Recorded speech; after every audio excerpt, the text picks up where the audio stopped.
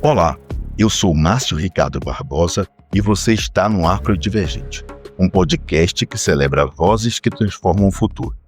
Hoje, vamos conversar sobre empreendedorismo negro no Brasil, suas dinâmicas, desafios e as potências que seguem inventando mercado e redes de valor. Segundo dados apresentados pelo Sebrae, com base na Pesquisa Nacional por Amostra de Domicílios, o número de empreendedores negros no Brasil já somam mais de 16 milhões, um crescimento na ordem de 28,3% nos últimos 10 anos. Essa taxa supera o desempenho registrado entre empreendedores brancos e evidencia a força e a expansão desse movimento. No entanto, a renda per capita dos empresários negros ainda é inferior à dos brancos. Isso demonstra que ainda persistem disparidades importantes em termos de acesso a financiamento, renda e oportunidades estruturais, o que torna fundamental compreender as trajetórias e práticas que abrem caminhos mais equitativos e sustentáveis para todos. Prepare-se para uma conversa que inspira e provoca.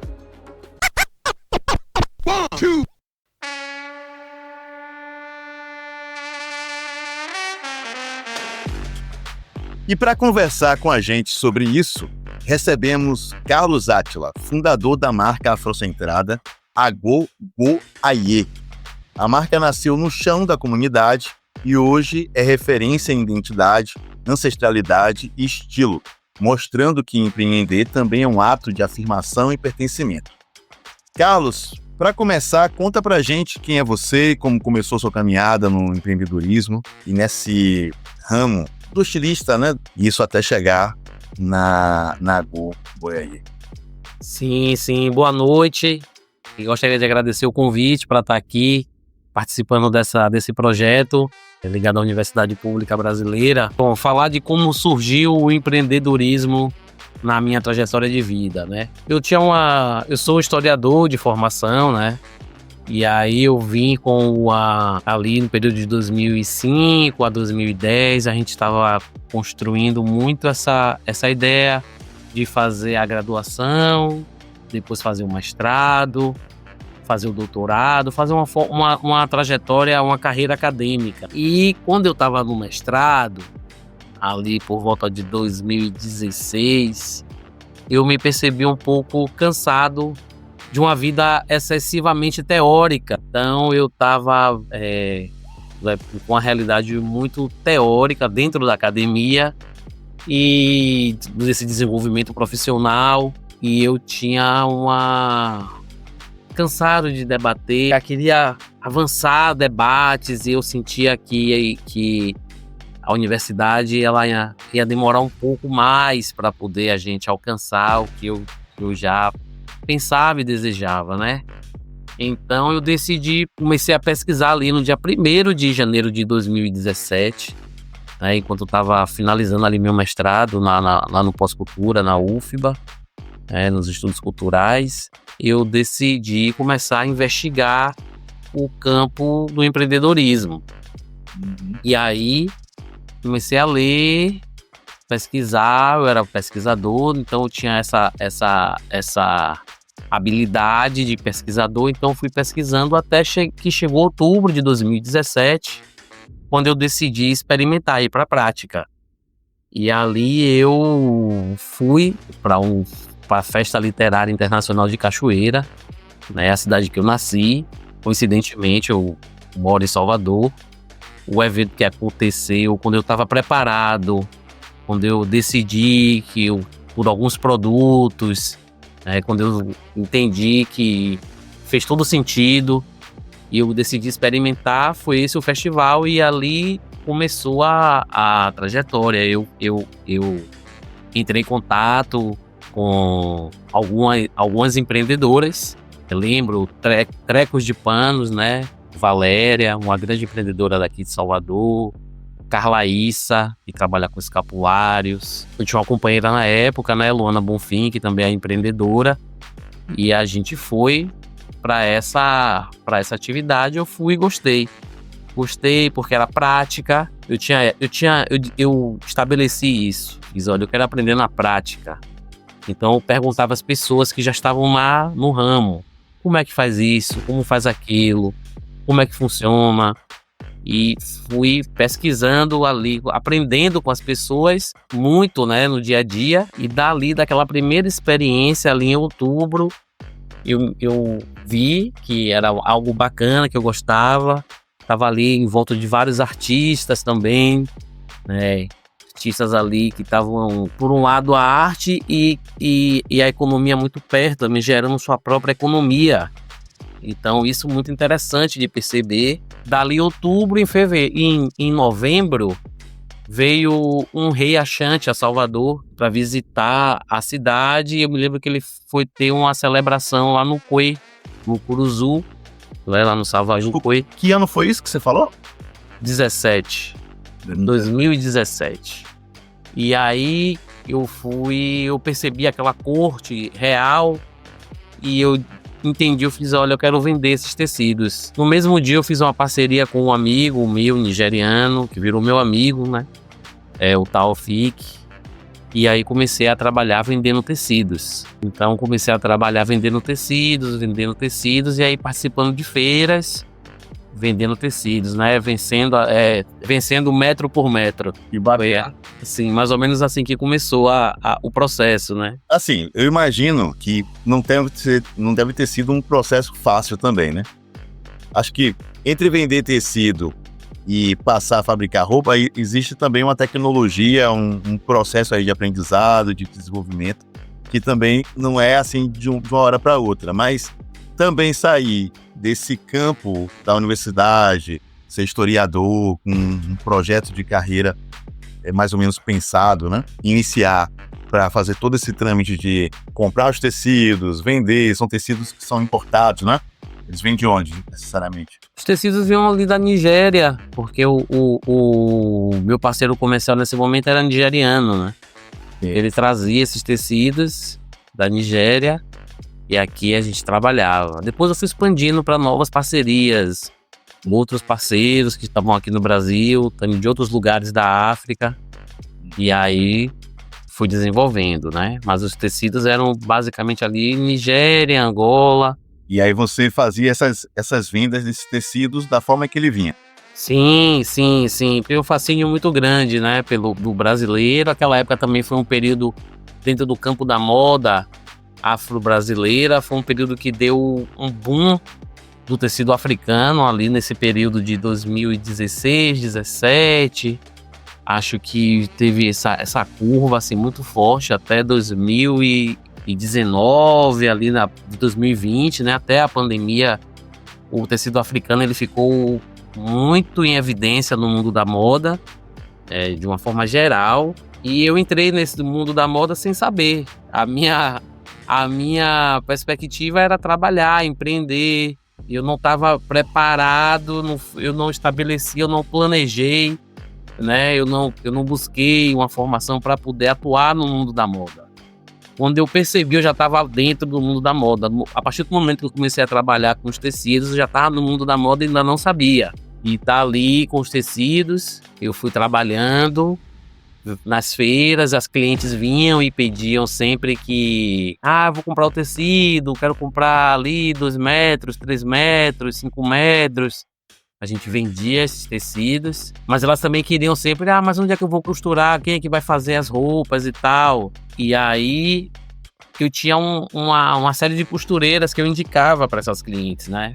Diz, você mora onde? Então tem uma costureira em tal lugar que você pode procurar e trabalhar com ela. Mas elas foram, cada vez mais a solicitação pelas roupas foi se tornando mais constante. E aí surgiu a necessidade, né? A partir da demanda, eu fui atender a demanda dos clientes que eu tinha. Então comecei a produzir as roupas para poder atender a solicitação daquela clientela que começava a se formar em torno desse meu projeto. E é assim que vem as roupas, né? Muito da prática. Então a gente foi desenvolvendo ali as roupas.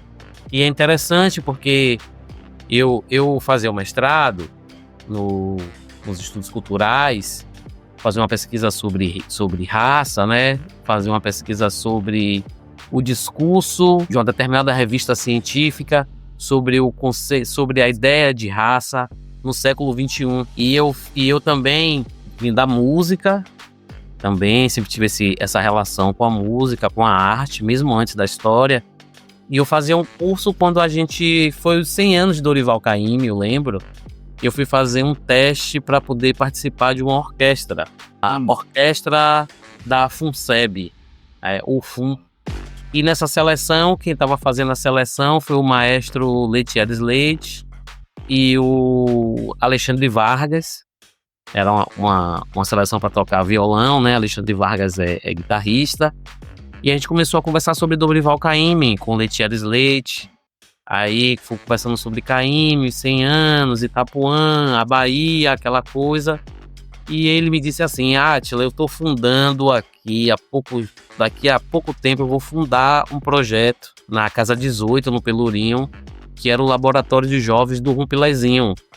E eu quero que você faça parte desse projeto nesse campo da história, porque a gente vai ter aula de música e aula de história simultaneamente. E aí eu fui participar desse projeto lá em 2015, e aí eu fiquei com esse vínculo, né? Estreitei esse vínculo com o campo da música, diversos músicos da orquestra ali também, as teses que o maestro apresentava também sobre a principal, que é toda a música brasileira é afro-brasileira. Então a gente discutia muito essas questões. E aí a marca, quando ela foi se consolidando e comecei a construir as roupas, eu estava falando isso no início, o maestro, ele logo também decidiu vestir a nossa marca. Então a gente já chegou assim, recebendo apoio da nossa comunidade ali, que fez toda a diferença na trajetória. Iniciar tendo o Lutierres como padrinho, né, Sim. como modelo, realmente é muito bom, muito bom. Mas e como é que você não tinha familiaridade e vivência dentro da moda? Pelo que eu entendi que você falou, né? Como é que você começa a desenhar essas roupas e fabricar essas roupas? Ou veio tudo da sua cabeça? Ou você passou a demandar isso a outros parceiros? Como foi isso? Então, comecei a pesquisar, entender, né, quais seriam os modelos que a gente trabalharia. E aí fui fazendo parcerias com pessoas que já tinham expertise nesse campo, né? Então, por exemplo, as costureiras, elas vieram nesse momento apresentando sempre modelos de roupas e a gente construindo ali junto, vamos fazer tal modelo, né? Apresentava e eu decidia, quero esse modelo aqui funciona. Aí vem o olhar, a minha leitura social, a minha leitura do mundo da arte, as escolhas das estampas, né? A gente tem um trabalho muito... Eu vou muito assim, a minha percepção, né? Não procuro fazer um caminho de dizer, olha, tá todo mundo trabalhando tendência, né? Com essa tendência aqui, então vamos fazer isso. Não, geralmente eu vou muito seguindo minha intuição, a minha sensibilidade, então acreditando nesse olhar e fazendo esse caminho. E aí, passei um bom período, né, na intuição, porque a gente tem uma ligação com a moda do dia a dia, de ver nossos familiares, né? Minha mãe mesmo, que contribuiu muito com o surgimento da marca, é uma pessoa que sempre está conectada com a moda, de uma maneira, faz parte, tem um olhar para o mundo da moda, mas talvez fora do sistema da moda clássico, né? Assim, minha mãe não acompanha desfile, minha mãe não fica assistindo fashion filme, mas ela vem de uma tradição na qual a moda ela é fundamental. Eu me lembro, por exemplo, dos carnavais, a importância da roupa, né? O carnaval, a fantasia do bloco afro, sabe? Do Ileaê, a importância de estar bem vestida, a importância de estar usando uma roupa que estava ali naquele momento, aquele penteado de cabelo, tranço o cabelo, não tranço o cabelo, aliso o cabelo, usar roupa, sabe? A importância da roupa e da vestimenta no contexto social, ela é algo que teve sempre ali dentro do nosso dia a dia. Então esse olhar, essa experiência que eu tinha do cotidiano, ela veio comigo até o período de pós-pandemia, onde eu decido, logo ali no pós-pandemia, a buscar os estudos do campo da moda. Aí, logo no finalzinho da pandemia ali, 2022, eu entro no curso Qual Moda para Qual Mundo, da Casa de Criadores de São Paulo. A gente faz aquele curso, que foi um curso com pessoas de todo o Brasil, e a cada dia tinha um professor convidado do mundo da moda. Então foi o primeiro curso que eu fiz ligado ao mundo da moda, e foi muito rico, porque traziam muitas visões diferentes. Ali no mesmo dia eu tive Silvio Almeida falando pra gente, a gente teve a Kedicinha falando pra gente, a gente teve Neon Cunha, a gente teve o Dudu Bertolini, né, Carol Barreto. Então foi uma gama de Hanayá Negreiros. Ali eu entrei, fiz esse curso, foi maravilhoso, né? A própria Cíntia Mariá, que foi uma orientadora que eu tive nesse curso. Então foi maravilhoso essa minha primeira diálogo com o mundo acadêmico, assim, estudos no campo da moda, porque ele foi já de uma perspectiva. Goya Lopes também estava nesse curso. Então, uma perspectiva que já trazia um olhar da crítica cultural para o mundo da moda, entendeu? Você teve, assim, uma estreia com pessoas de peso, né?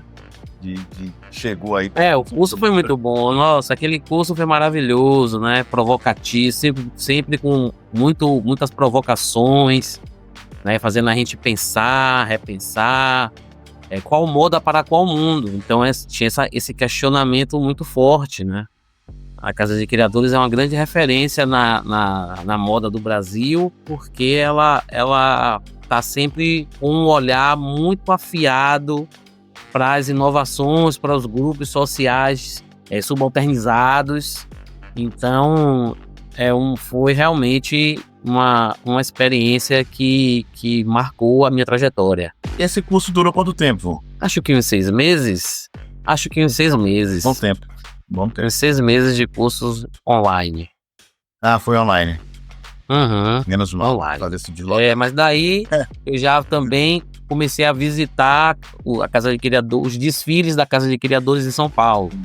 Aí viajava, né? Viajo para participar, ver os desfiles, dialogar com as pessoas desse mundo da moda. Aí foi uma porta que se abriu, né, para essa perspectiva. E daí desse diálogo eu fui também buscar depois uma formação na academia, né? Sim. Isso é um curso aberto. Depois eu fui buscar uma formação na academia, fiz o curso de moda da Escola de Comunicação e Artes da Universidade de São Paulo, uma pós-graduação, onde a gente ali dialogou com os conceitos mais clássicos da ideia, né, do sistema de moda, como ele se constitui, né, no mundo moderno. Que bacana.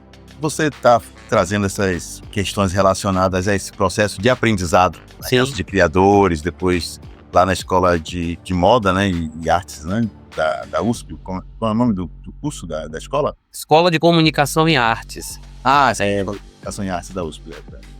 E aí eu fiquei aqui pensando sobre isso, né, num mundo, num contexto atual, em que a gente observa uma série de influências problematizando o lugar da universidade, o papel da universidade, do aprendizado, que você deve substituir esse processo de estudo por investimento nesses mercados de fintechs.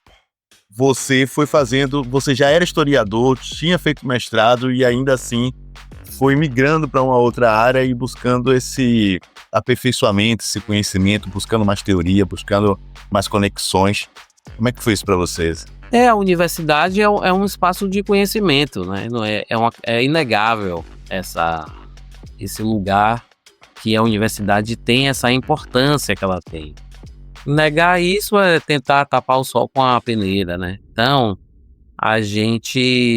esses estudos, eles realmente permitem o diálogo, né? Você repensar, você se propõe a fazer um ciclo de aprendizagem onde você cresce, né? Sim.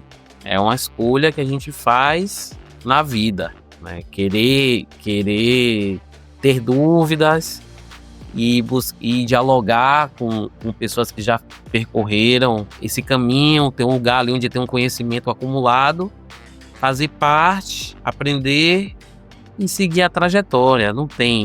A gente tem que, no meu caso, para mim, é importantíssimo aprender, pensar, repensar, concordar, divergir.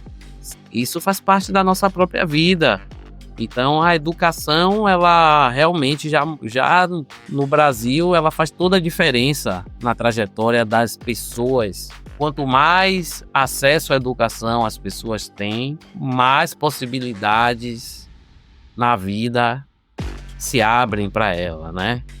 Então até a garantia da própria vida, né? Até viver mais, define muitas coisas, né?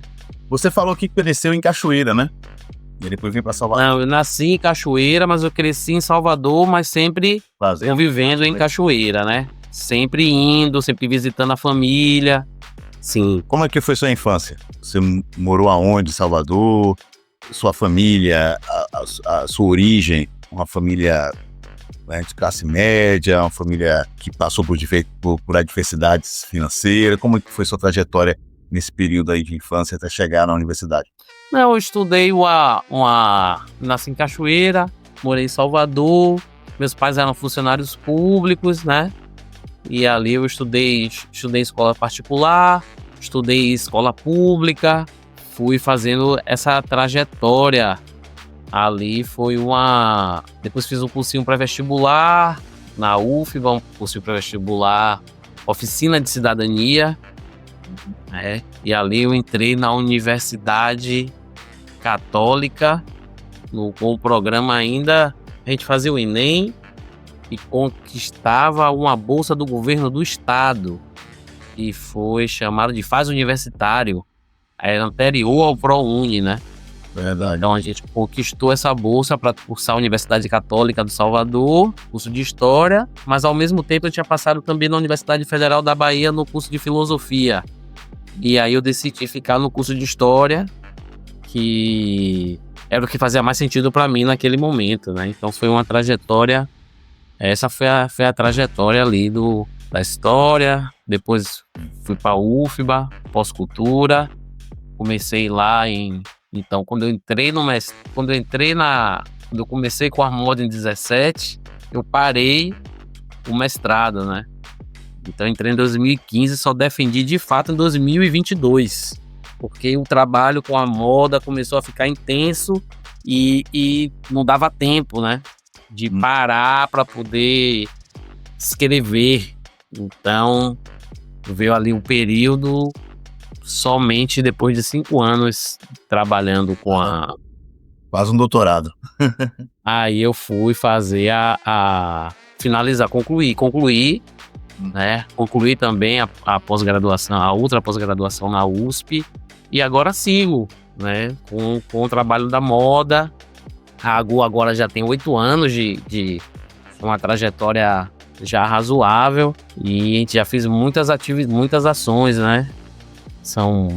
Todos os anos a gente sempre é uma marca muito conectada com as festas literárias. A gente já participou da Flica, da FlipPF.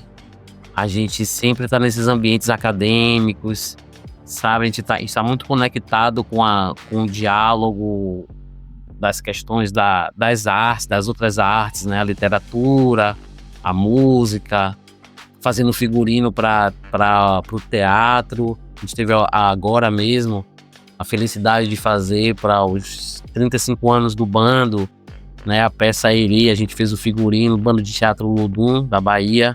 A gente fez uma peça para o figurino desse espetáculo. No passado a gente tinha feito já para o Cabaré da Raça, também os 25 anos do Cabaré da Raça.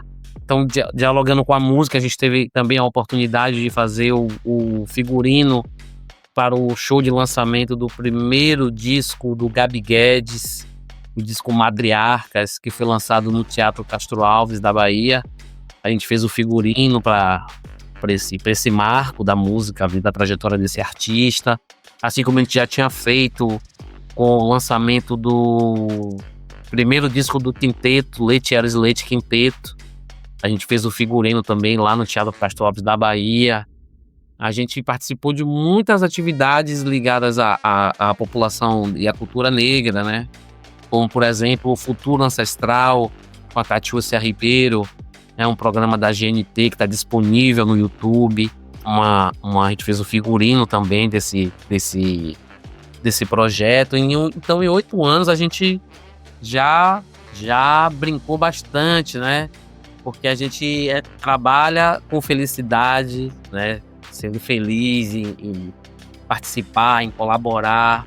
Na verdade, a AGU, ela é também uma marca que surge desde a definição do nome. A gente decidi por um nome Yorubá, porque eu achava que era necessário fazer essa discussão, fazer as pessoas repensarem, né? O que é AGU, Guaiê? Então as pessoas param para pensar, e nesse momento ali ela já é o que a gente quer, que ela já pense, né, nessa cultura, já faz esse estímulo. Então a marca, ela surge também como uma forma de colaborar com o processo de conscientização da importância da cultura afrodescendente na sociedade brasileira. A colonialidade do ser, do saber, que você desafia, né, já nessa construção e nessa provocação, né, do nome. O que significa AGU Guaiê?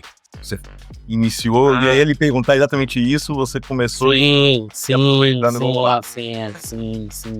AGU Guaiê. Primeiro eu já falei, né, eu tava muito no Rumpilés, no Instituto Rumpilés, trabalhando. E a gente, na música afro-brasileira, o agogô, ele é um instrumento fundamental, porque ele é o instrumento no qual estão gravadas as células, a menor porção rítmica, né, das estruturas musicais que fazem parte da música brasileira como um todo, e a gente chama também de clave. Então o agogô foi um instrumento que passou a me fascinar bastante. E eu tocava, eu fiquei muito íntimo desse instrumento durante esse processo. E meio que ele entrou também no nome da marca, né? Porque agogô, Aie, tem um agogô ali. Mas na verdade, na marca ele é separado, né? Ele é agogô, Aie, que é uma junção entre palavras iorubás e uma palavra do inglês, que é o go, né? Que vai dizer que, na verdade, é a licença para caminhar na terra. Então, essa é a ideia que está ali, que essa marca leva para o mundo, com a assinatura, que vem logo abaixo, que é panos que andam com raiz. Ou seja, licença para caminhar na terra, mas conectado com as raízes, né? Assim como o agogô, a célula fundamental da clave. A partir daquela clave ali surgem inúmeros ritmos, surgem inúmeros tipos de samba, mas a base ela é sempre a mesma, né? Então tudo é uma grande árvore, né? Que tem as suas raízes, mas que cresce, dá frutos. Então a gente vem, esse nome ele tenta simbolizar, ele simboliza essa realidade. Tem todo um conceito filosófico, na verdade, na construção desse nome, né? Muito típico ali de quem veio do candomblé, pessoal que tá E Você veio do Candomblé? Como é que é essa trajetória? Você tem... minha família é uma família também que está conectada às divindades africanas, sim, com certeza. Esses nomes, essas discussões, essa filosofia, esses significados todos também Sim, sim, tem muito essa origem, assim, fica bem... exatamente. E qual para você aí, você já meio que respondeu bastante isso ao longo aí de sua fala, mas para você a importância, né, da representatividade dessa cultura afrocentrada, né, no seu trabalho, como é que você enxerga isso, como é que você enxerga a relação das pessoas ao se deparar com as suas roupas, os seus tecidos, com a própria marca? Sim, então, a Agor, né, que é conhecida como Agor, a marca, ela é como a história de um povo, de um lugar, né? E as pessoas, a gente pensa que as pessoas que estão sobre ser e estar em uma sociedade, e as pessoas quando estão vestidas com essas roupas, elas também carregam uma narrativa, elas se movimentando no contexto social, com essas cores, com essa marca, a gente entende que elas estão levando uma narrativa, elas estão narrando uma história, né? Elas estão ali compondo uma história no contexto social. Então, essa relação que a gente... que a moda não é simplesmente a roupa. É muito mais do que a roupa. Sobretudo o significado. A moda vai muito além da roupa. O que é a moda para você? Não, para mim não. A moda, né? A gente vai nas investigações que a gente vai fazendo, a gente vai entendendo que faz o sentido. A moda, ela é um sistema, né? O mundo ocidental, por exemplo, ela fala sobre um sistema de pertencimento e de diferenciação. Então a moda, ela revela quem pertence a qual grupo social. Então, por isso que a roupa do rei não é a mesma roupa do servo. Então, a roupa do rei na França não é a mesma roupa da burguesia. Então, era necessário estar sempre dizendo: nós somos a monarquia, vocês são os burgueses. Então, a diferenciação, a moda, ela revela isso no nosso cotidiano. O sistema da moda ocidental no qual a gente vive, muito impregnado, ela revela o lugar social, ela é o marcador, é a organização, a moda, ela é responsável pela organização social da aparência. O dia vai dialogar muito nessa perspectiva, né? De trazer esse referencial do campo social ao qual você pertence a partir dos hábitos, né? E dentre eles, a sua forma de vestir, né? Que vai revelar o espaço que você pertence, né? Sim. Faz total sentido. Quais foram os principais desafios que você enfrentou, né, ao lançar a sua marca, nessa trajetória de empreendedorismo, sobretudo nesse mercado da moda que você ainda no início não tinha pleno conhecimento e foi descobrindo à medida que foi fazendo? Quais foram esses desafios? O desafio é que você tem que dominar uma série de habilidades que no meu caso, né, eu não... Hoje tem curso de empreendedorismo, né? Hoje tem muitas aulas, muitas coisas assim. Eu não peguei isso naquele início ali. Então eu mesmo fui criando um método de estudo que foi muito bom para mim, foi o que me ajudou a empreender, criar um método, né? Ler, pesquisar, criar uma organização de várias coisas, mas o empreendedorismo sem romantismo é você entrar em um ambiente no qual você vai ter que compreender sobre finanças, sobre marketing, sobre administração, gerenciamento de pessoas.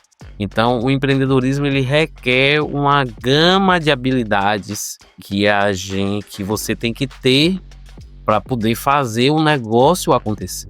questões jurídicas, muitas coisas. Então, talvez o mundo da música tenha me ajudado muito, porque a gente, naquele curso que eu já citei algumas vezes, a gente trabalhava muito com improvisação.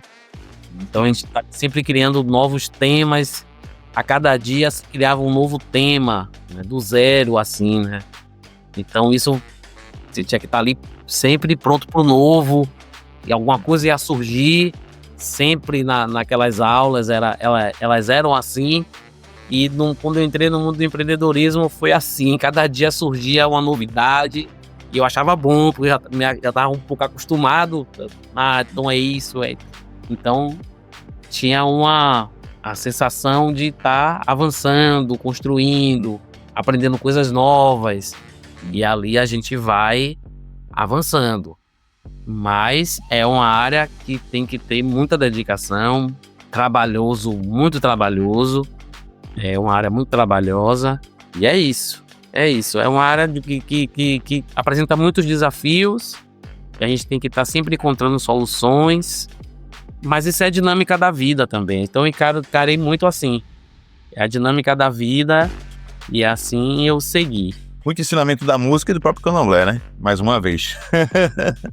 De entender essas dinâmicas, né? De ir e vir, de novos desafios o tempo inteiro, de você estar pronto para essas novidades, né? Você hoje conta com a equipe, porque, pelo que eu entendi, sua trajetória inicial foi ali como a da maioria dos empreendedores. No início sozinho, ou solitário, você, claro que tinha parcerias, tinha algumas pessoas ali que você conseguiu estabelecer algum contato, mas era você o tempo inteiro, né? E hoje a Gola já cresceu mais, né? Você está inserido em uma série de contextos, na música, nas artes, no teatro, né, em feiras, em uma série de eventos. E aí imagino que hoje, para você dar conta disso tudo sozinho, se torna um pouco mais difícil, mais desafiador, né?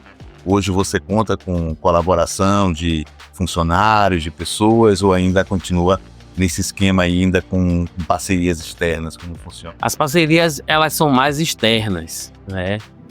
A gente vive também um momento na sociedade que é um desafio você ser um gestor, no qual você contrata pessoas, e essas pessoas, às vezes, elas não compreendem o processo. Elas acham que tudo começou ali, que é fácil.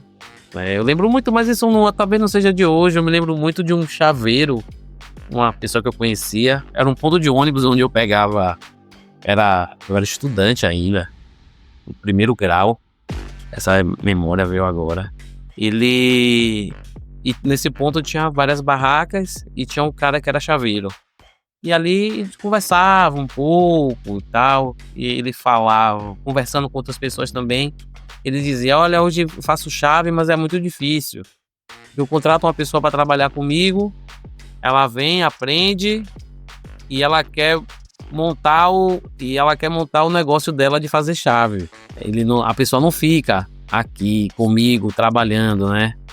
Ele falava isso. Então hoje as pessoas, elas têm muito essa oportunidade, essa possibilidade de construir o seu caminho, que é muito bom.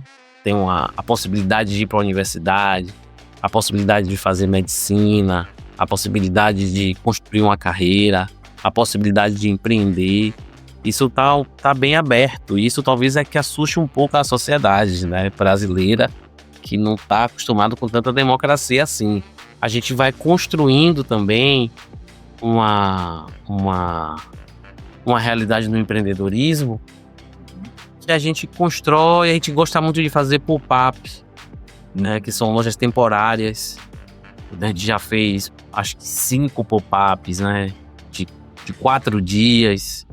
A gente fez em Cachoeira em 2019, em São Paulo, tanto de 20 dias, lojas rápidas. A última a gente fez no Santo Antônio, em 2023, que eram 4 meses, de novembro a março. De 4 meses a gente ficou 12 meses nesse processo, um processo bem longo. E aí depois a gente recuou, porque é isso que a gente quer, ficar, sabe? Não, a gente quer fazer lojas. A gente tem uma forma de pensar o trabalho e a economia de um outro lugar. É isso, a gente vai construindo, dialogando, fazendo coisas que funcionam, porque a gente tem essa liberdade também, a gente trabalha para ter essa liberdade econômica, para ter liberdade de tempo, para poder construir realizar outros sonhos da vida também. Sim. Além do mundo da moda. Hoje você já está nessa fase, já consegue ter tempo para realizar outros sonhos, ou ainda está muito nessa labuta ainda de fazer a Gu ainda acontecer e mergulhado muito nesse processo, não consegue ter um tempo para Carlos viver? Não, o desafio ele é permanente. A cada nova coleção, a cada nova estação, são desafios que a gente sempre vai tendo, que são permanentes, ou justamente por esse modelo também que a gente assumiu. Mas de uma forma geral, as coisas vão mudando, né? De um ano para o outro, a economia ora tá melhor, ora tá mais aquecida, ora tá menos. Então esse desafio ele é permanente. Qual estampa a gente vai trabalhar, qual modelo de roupa. Então esse desafio não estabiliza, a gente vai sempre no processo criativo dentro do mundo da moda. Mas diferente do período que eu comecei, sei lá, lá em 2018, eu era muito sistemático. Eu passava Dia das Mães com minha mãe dentro do ateliê, né? Minha mãe, Dia das Mães, ateliê. E trabalhando. Hoje, Dia das Mães, eu já saio com minha mãe, a gente vai para onde a senhora quer ir, vamos lá. Então é isso. Aí a gente já vai pensando também em outras coisas, né? Mas era um novo também. Um novo me seduzia muito naquele momento.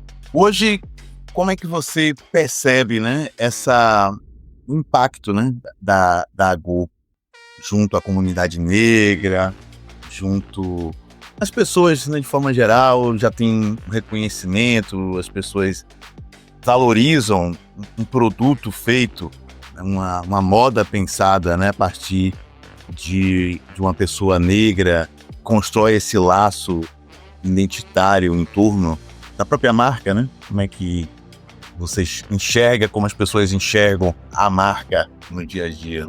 Sim. A recepção do público, ela acontece porque tem um movimento da moda afro-brasileira forte nesse momento no Brasil, um olhar diferenciado para as questões, uma atenção para as questões afro-brasileiras. Hoje, elas têm um foco, é muito diferente dos anos 90, muito diferente de 2005. Então, é um momento em que o Brasil ele reconhece, né, a necessidade de construir uma agenda para a construção da igualdade, da diversidade cultural, étnica e racial no Brasil.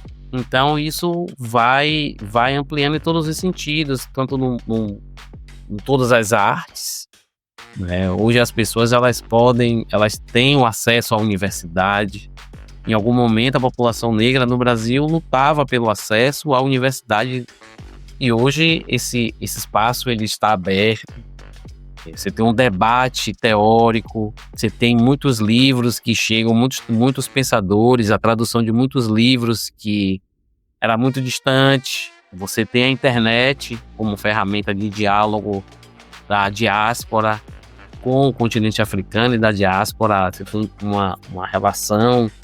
Então o imaginário social sobre a cultura afrodescendente no século XXI, em 2025, ele apresenta muitas linhas de diálogo e caminhos possíveis.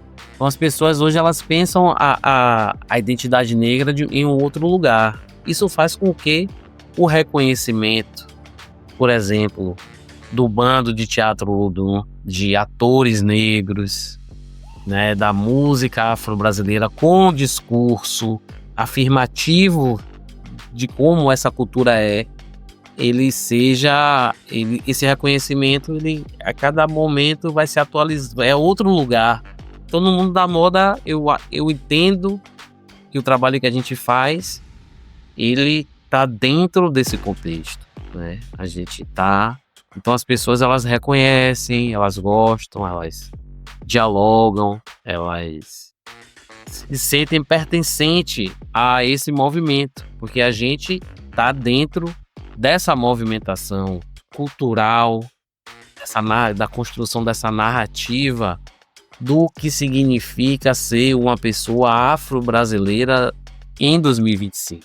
Você tem planos, né, futuros para a Gogo Iayê? Quando você iniciou todo esse processo, sobretudo já na construção de roupas e tudo, você chegou a contar com alguma fonte de recurso, algum financiamento, empréstimo? Foi tudo do próprio bolso? Como é que você conseguiu mobilizar capital para dar esse início? E se hoje você pretende fazer algum tipo de investimento ou algo nesse sentido para poder ampliar os rumos aí, os trabalhos? Sim, é interessante isso, né? Porque hoje, por exemplo, a Secretaria da Promoção da Igualdade Racial do Estado da Bahia, ela tem um olhar direcionado para o mundo do empreendedorismo. Foi algo inovador dessa gestão agora. E nesse momento que essa gestão ela assume e tem esse direcionamento, essa gestão me chama para dialogar com o Desenho Bahia. A gente fez muitos diálogos, né, com o Banco de Desenvolvimento da Bahia, porque a gente queria criar um canal de possibilidade de empréstimo de recursos para o desenvolvimento dos empreendedores negros. Então a gente dialogou com muitas rodadas e a gente conseguiu um acesso ao crédito para o empreendedorismo negro com juros bem interessantes.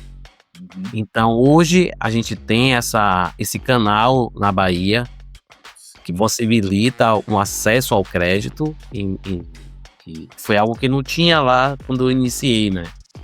Então lá atrás a gente começou aí foi gestão financeira. Pesquisei, li, entendi um pouco, fiz, vou fazer assim, criei um plano, criei um método e aí a gente começou, eu lembro que eu comprei 6 tecidos africanos, com esses 6 tecidos depois se transformaram em 9, que depois se transformaram, sabe, foi girando, foi circulando, isso foi um método. O outro era o sistema antigo que a gente já tinha na sociedade, na comunidade, que era de fazer caixas.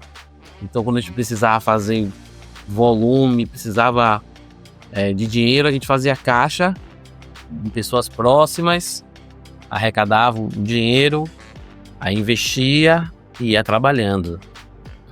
Então esses foram os métodos mesmo. Que caixas foram esses? Caixa que todo mundo ajudava você ou aquele caixa que... Caixa que a gente faz é um método... associado? Que a gente faz exatamente.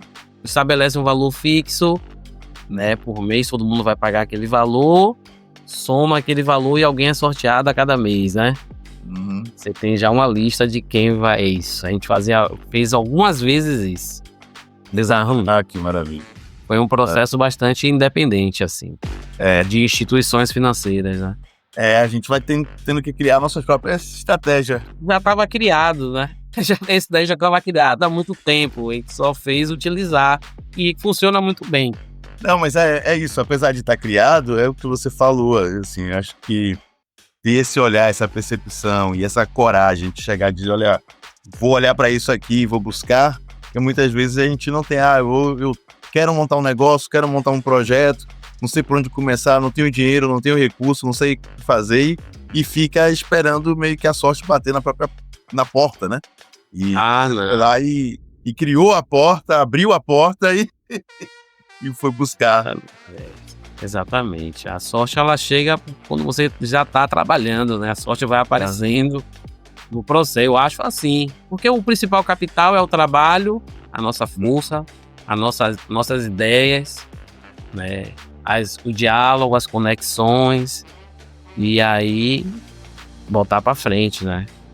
Eu tenho curiosidade de saber quem foi que fez o desenho do logotipo de vocês, da marca de vocês. É uma marca muito... Foi uma artista maravilhosa, que é Salamandra. A marca dela é Salamandra Gonçalves, né? Amanda Gonçalves. Conheço a Amanda, minha amiga. Eu não sabia que foi ela que fez. Olha. Ela é maravilhosa.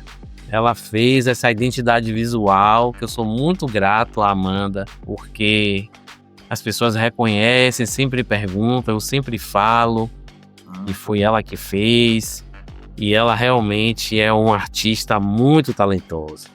A Amanda é muito talentosa, inclusive, né? Em vários... Sim. E várias linguagens. Inclusive na música. Exato, inclusive na música, quando a gente se conheceu.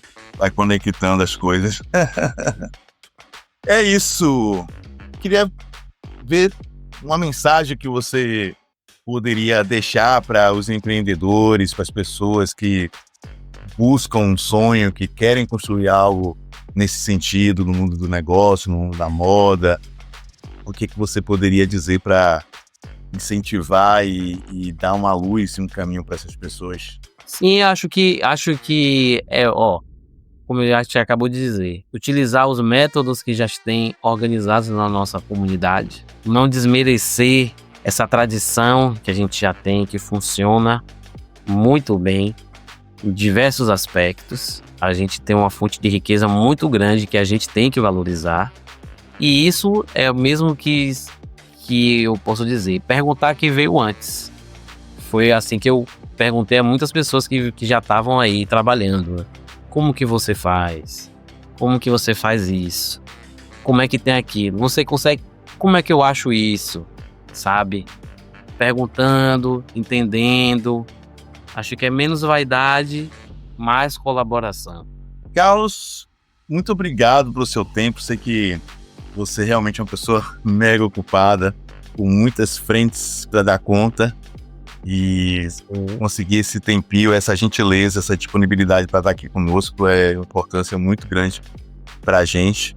Muito obrigado por esse tempinho que você conseguiu compartilhar um pouco da sua experiência, da sua história, da sua trajetória. Eu que agradeço pelo convite, né? Foi muito bom participar aqui, conversar, visitar essa história novamente, poder colaborar com o processo da Universidade Pública Brasileira para a construção do conhecimento, o desenvolvimento enfim, participar desse diálogo, desse debate público sobre a nossa sociedade. Então, estou sempre à disposição, né? Chega esse período do verão, é um período, né, primavera, verão, é um período que a gente trabalha com mais intensidade, né? A cidade costuma receber muita gente, costuma acontecer muitos eventos, e aí a gente tem que estar muito ativo, focado no trabalho, mas foi maravilhoso estar conversando com vocês aqui nessa noite. Muito obrigado. É isso, gente. Sigam o perfil da Agogô Aie no Instagram e conheçam mais sobre o trabalho de Carlos Átila, que vem levando a força da cultura afro para o mundo. Muito obrigado, Carlos. Até mais. Parabéns por todo o projeto, pelo sucesso da Agogô Aie. Sim. Nosso Instagram é @ago.raiz, e qualquer dúvida é só falar com a gente, tá bom? Não é Agogô Aie, não? Olha, a marca é Agogô Aie, mas o endereço no Instagram é ago.raiz. Olha, gente, desculpa. Então é isso, gente. Siga o perfil da ago.raiz. Exatamente, isso aí. Valeu. Obrigado, Celso. Abraço. Eu agradeço. Tchau, tchau.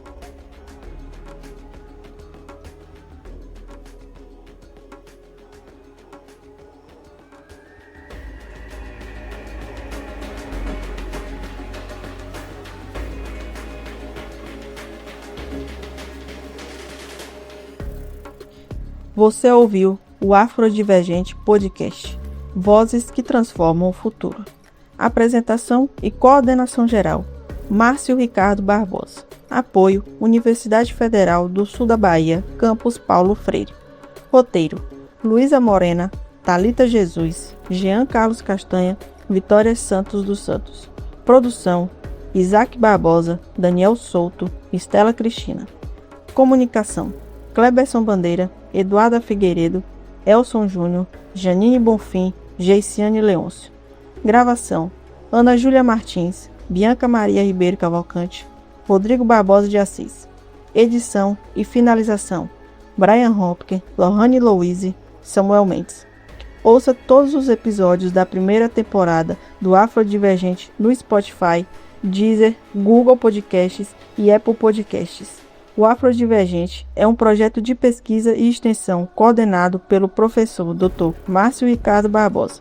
Acompanhe, apoie o projeto e fique por dentro de nossas produções, episódios, bastidores e conteúdos através do Instagram @afrodivergente.podcast.